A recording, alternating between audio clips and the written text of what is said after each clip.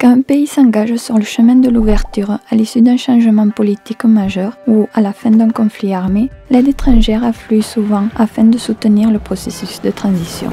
Argent, experts, conseils, fournitures et consultants, ce n'est pas l'offre qui manque. Or, la relation positive avec les prestataires de l'aide étrangère qui existe souvent au début de la transition peut vite dégénérer.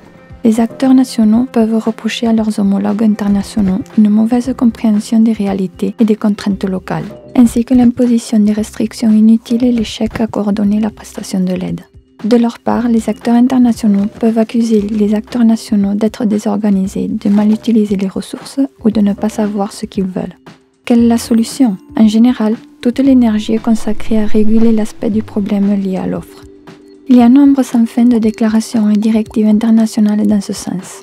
Une voie plus prometteuse consisterait à automatiser et soutenir les acteurs locaux dans l'élaboration des systèmes et des stratégies nécessaires pour se préparer au flux de l'aide étrangère et savoir la gérer de manière proactive lorsqu'elle arrive, au lieu de se contenter de réagir à ce que la coopération internationale a à offrir.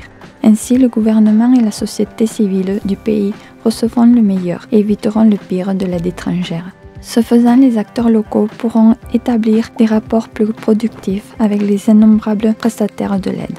Des modèles d'assistance de l'intérieur vers l'extérieur constituent la voie la plus réaliste pour garantir l'efficacité de l'aide en temps de transition.